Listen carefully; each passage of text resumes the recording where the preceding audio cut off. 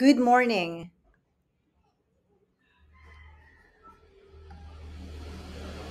Good day, everyone in the room. We are Group 6, and I am the first presenter from our group. Our topic is managing architectural complexity.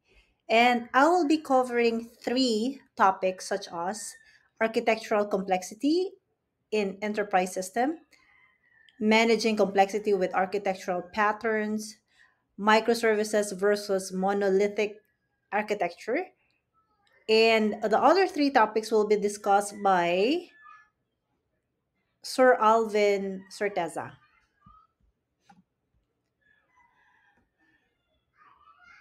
I am the presenter one. My name is Janet D. Vargas.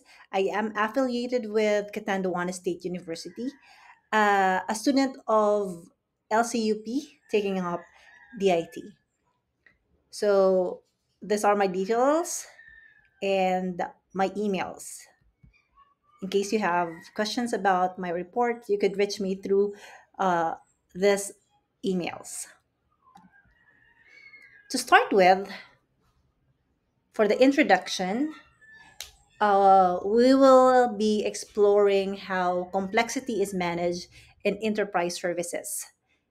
On my topic, we will cover three areas: architectural complexity, the use of architectural patterns and how to manage it, and a comparison between monolithic and microservices architecture and architectural complexity. What are the source of complexity?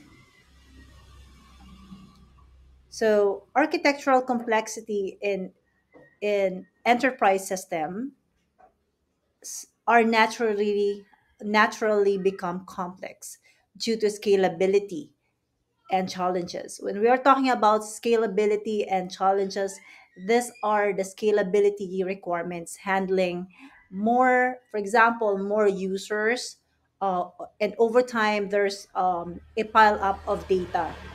So that is an example of scalability. For the integration and heterogeneous system, example of this are integration needs. Like for example, combining multiple systems and platforms and data sources. Um, when we're talking about heterogeneity, this is the use of diverse technologies and tools. It could be a combination of languages, programming languages. And for bullet 3 and 4, constant changes and updates and compliance and security needs. So, due to evolving requirements, due to evolving needs, we could consider change in management. Um, or could we consider the change in management? Yes, the answer is yes. Change in management or constant updates in business logic, business processes, business requirements, for example, regulations, compliance, or tech stocks, or what we call technology stocks. So, for example, these are frameworks, libraries, as a tools. As I've given example earlier, that these are programming languages and other that makes things homogeneous. For technology stacks, it is usually has two main parts. Okay, we're common with, or we understood about front end and the back end. When we're talking about front end, we're talking about client side, what users see in the internet or what they see on their screen.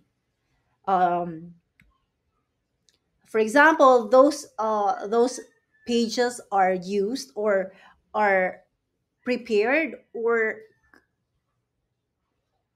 designed using HTML, CSS, JavaScript, or React, and other languages.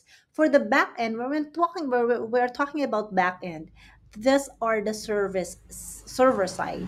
So what works behind the scenes? So if example in the bank we have the front end, the tellers, the what we see at front. When we're talking about back end, those these are the server side. So what works behind, people behind the scenes. For example of this are, for example, in software, these are databases, servers, API, Python, Node.js, and a lot more. So yes. So when we're going to touch about security and compliance, this ensures access and data protections across all components. So for architecture complexity in enterprise system, it is essential to understand this complexity to build a robust system that can evolve over time. Let's move to the next slide. So, as I've said earlier, diverse technology, real time expectations, and collaborations between different teams or departments can all increase complexity. Uh, it it is a common challenge in healthcare, banking, and logistic systems. Next slide. In managing complexity with architectural patterns, let's touch first architectural patterns. Architectural patterns are proven templates or approaches that help manage complexity. So they allow developers to structure system efficiently and handle growing requirements with minimal disruptions. So what are the common patterns? The first one we have here is layer architecture or layer pattern architecture. So this separates the system into layers. For example, presentation, business logic, data access for maintainability. For the client server architecture or pattern, this divides the system into clients, like for example, requesting services and servers provide them. For microkernel patterns, this is when we're talking about micro, this is small, this is minimal. So this could be the core functionalities are kept minimal. So additional features are plug in as needed. Example, for plug-ins or services. So for example, for the file system, device, for the device drivers and the network protocols are added separately from the core as modules or service, not a built-in directly to the core. So we need plugins. So we also have here Bruker patterns. So this facilitate communication between the distributed system using the mediators. Example of this are middlewares. Okay. Next we have here is service-oriented architecture or SOA or SOA. So these are the structures, system as collection of loosely coupled services. Okay, sorry for the sound. I'm I'm just recording it here in our house in the province. So sorry for that noise. So baka meron pang dumaan ng mga nagkakampanya. So that would be an add-on for our report. Anyway, let's continue. So what are the benefits? Okay, when we are talking about the benefits, okay, benefits of architectural patterns. So what are this? Okay. So by using the right patterns, organizations can reduce system failures, supports updates with ease, and improve overall performance and team collaboration. For example of this benefit is simplifies design and maintenance. Another one is encourage modularity and reusability. And the last one is enhances scalability and performance. Next po. Okay, on the next slide, we are going to compare firstly the monolithic and the microservices architecture. So let's start with the monolithic architecture. Monolithic systems are, these are known as traditional. Okay, all components all components are interconnected with each other, which can be efficient for small scale apps, but risky when scaling or updating parts are independently. So example of this, like small, for example, we're talking about small scales. This could be inventory system, not unlike with the micro. Okay, the micro. So when we're talking about monolithic architecture. So let's compare. A monolithic architecture are single, meaning maliit siya because it's single, tightly integrated code base.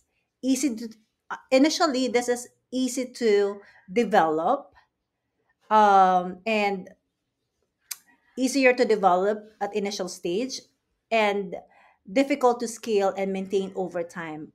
Why? Later on, we will be discussing it. Okay, so let's move on with microservices architecture. Comparing to the mono that we discussed earlier, microservices break down the application into smaller. Kaya siya nagiging micro because into a smaller autonomous units. So meaning to say there are modules behind it. So this promotes scalability, faster development cycle, and flexibility in using different technologies per services.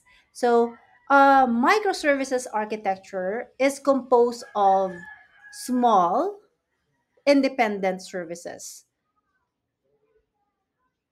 And another one is for microservices architecture. So each services handles a specific business functions or scales individually.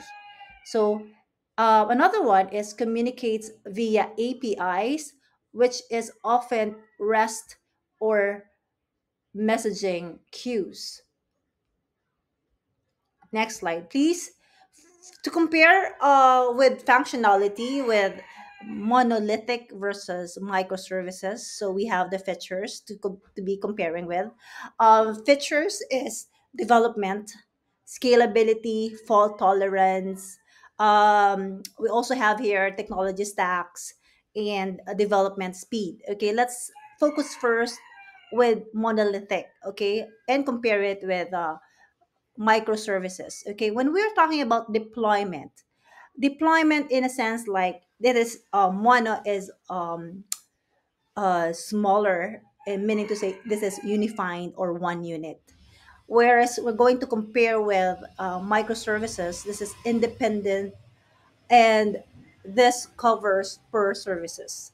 So for in terms of scalability, so this is low, or difficult or hard because it scales the entire system since it is small. Okay, when we're talking about microservices, it is high or easy in terms of scalability, only needed a particular service.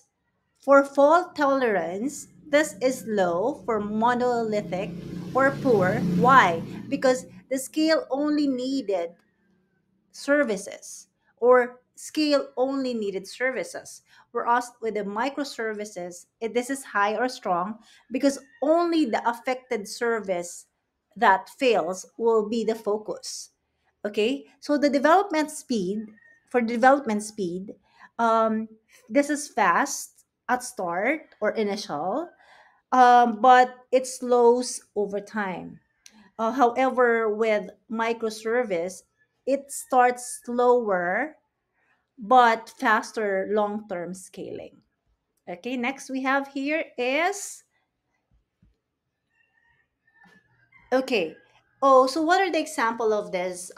What we talk about features of the monolithic and the microservices features. So what are the example of this? Or when we're talking about monolithic, since this is small or one unit only, the example is the best example for this is the business inventory system, as I've mentioned earlier.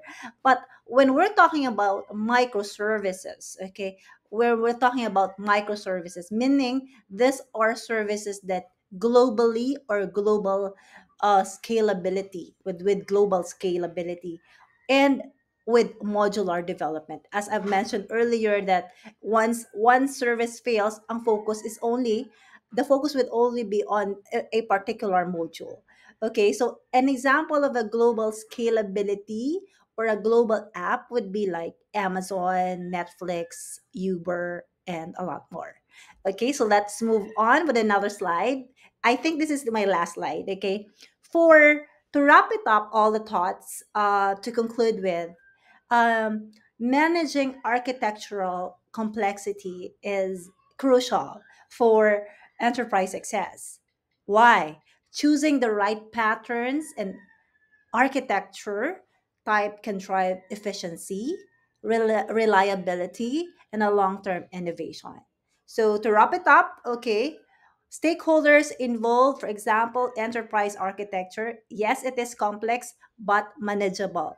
Architectural patterns provide structures. Microservices offer a greater flexibility than the monolithic system. Okay, so I think that ends my report as a first presenter. Thank you for listening po. If you have questions, we could go back here on my email. Yep, you could contact me with my email or just post it in our classroom po. Okay, so thank you once again. The next reporter will leave up the presenter too. And thank you for your attention. Thank you po.